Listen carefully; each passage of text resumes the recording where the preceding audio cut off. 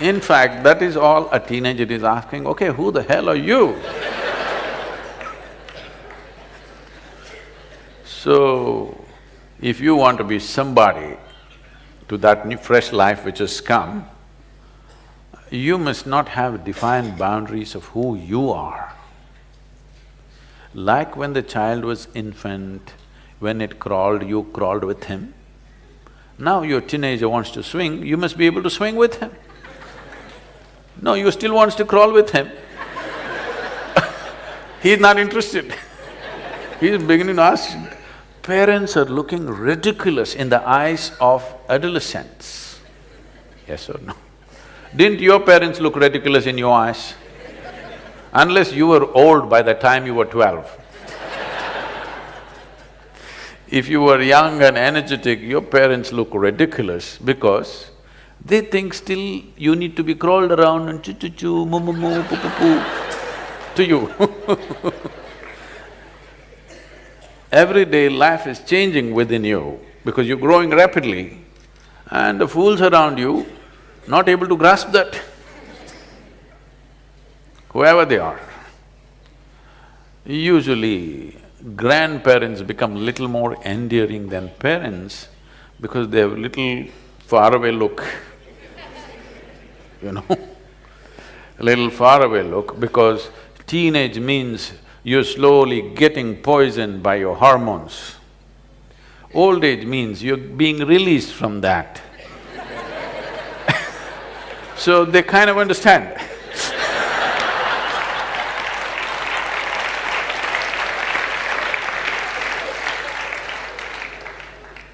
So those of you who are in middle age have no clue where the hell you are.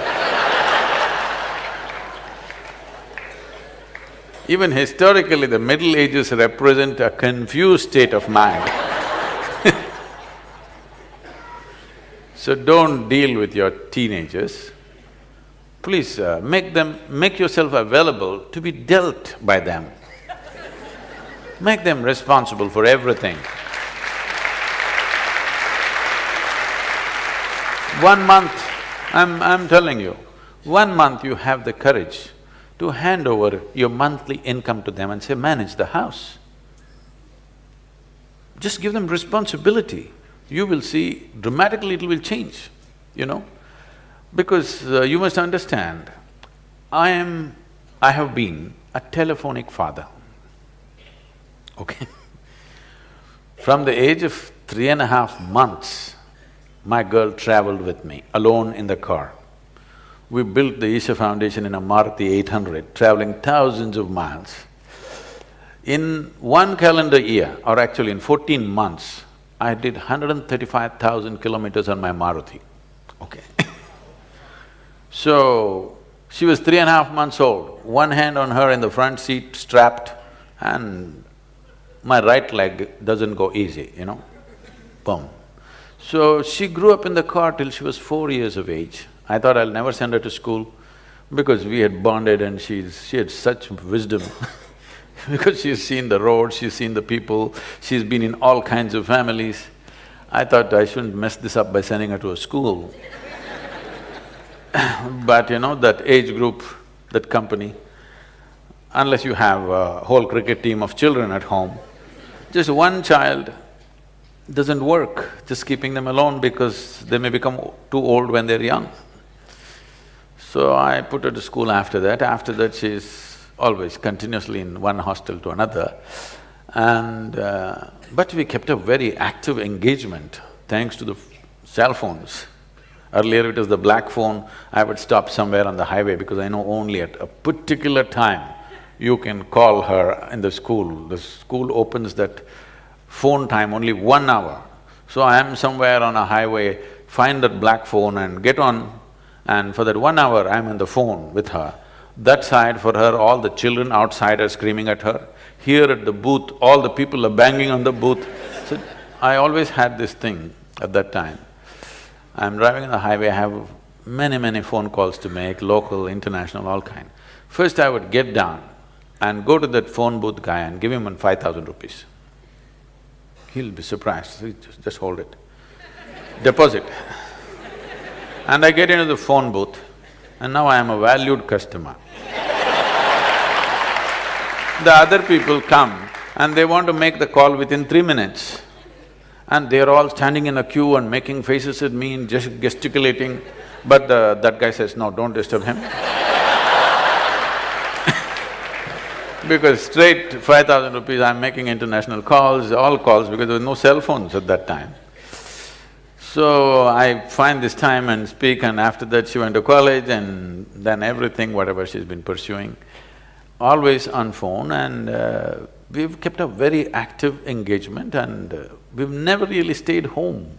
If she comes for vacation, next day we'll be traveling somewhere, but never really at home. But a very active relationship I kept with her, largely on the phone thanks to all the telephone waves that are going on. So, it was such an active engagement.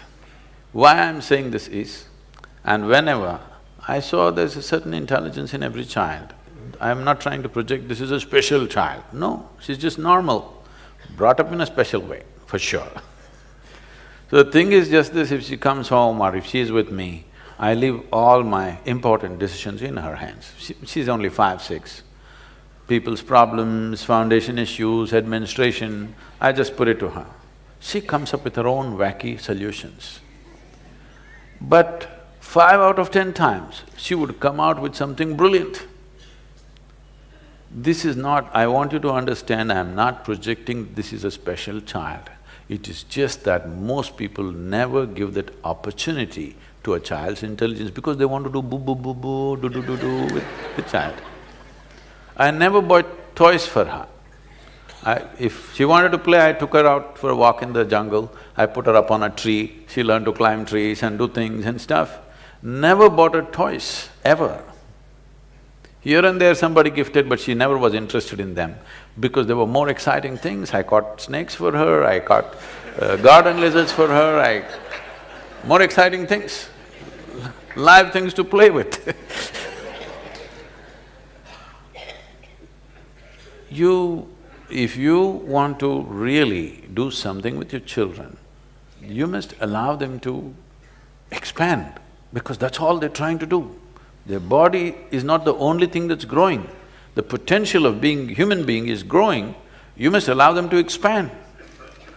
Instead of that, you're seeing how to constrict them, then you will have a huge problem.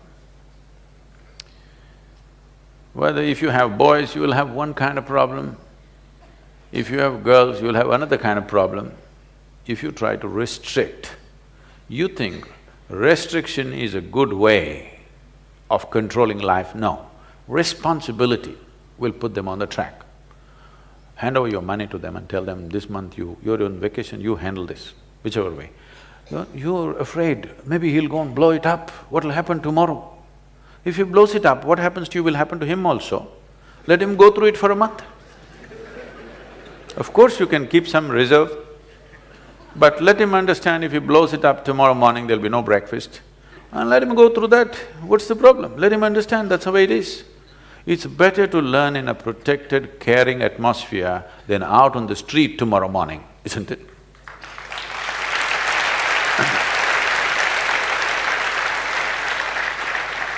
And above all, drop this damn thing that your child belongs to you. If you think this child belongs to you, when he's just coming into teens, he's telling you, God damn it, I don't belong to you. That's all he's trying to tell you, which you're not able to digest. Another life does not belong to you. If another life has chosen to be with you, please cherish that. It's a tremendous thing. Whether it's your husband or your wife or your children, they don't belong to you. You don't own them in any sense. If you don't get it, you will understand when you die or they die. They don't belong to you. Another life has chosen to come through you or be with you. Cherish that, value that. Don't think you're the owner of this life. You're not. So if you believe that you're the owner of your life, a teenager is beginning to make his own statements, well, you don't goddamn own me. He's just telling you that, that's all, in his own language. Yes or no? They're just telling you, you don't own me. But do they as another human being, you think they don't want to be included? They definitely want to be included. So, teenage means there are many things. Because one thing is, your intelligence is being hijacked by your hormones.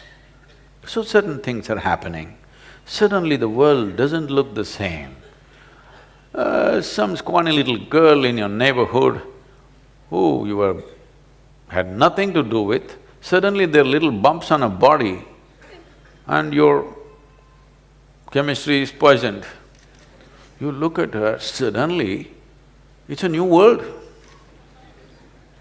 The whole world is looking different. What was just people are suddenly becoming male and female. It's not a small change, you know.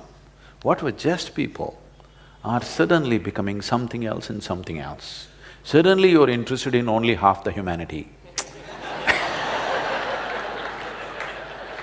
It's a huge change.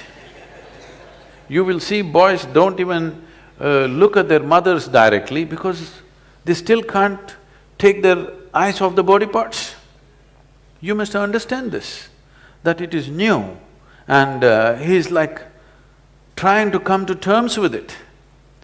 If you were a good friend, if they had problems, if they had struggles, they would talk to you.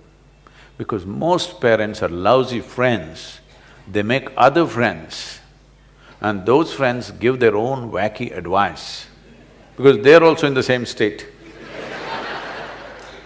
It is best if your child has a problem, they come to you, isn't it?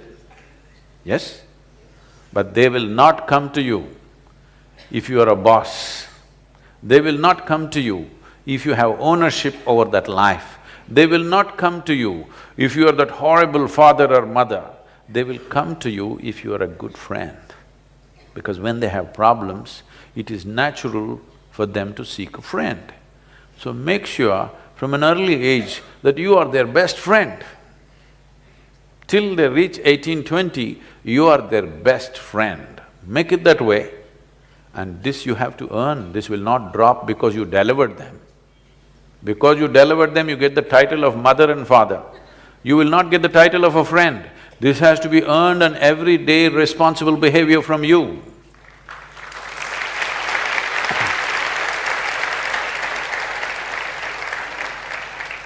I don't want to go too hard on you, we'll leave you here.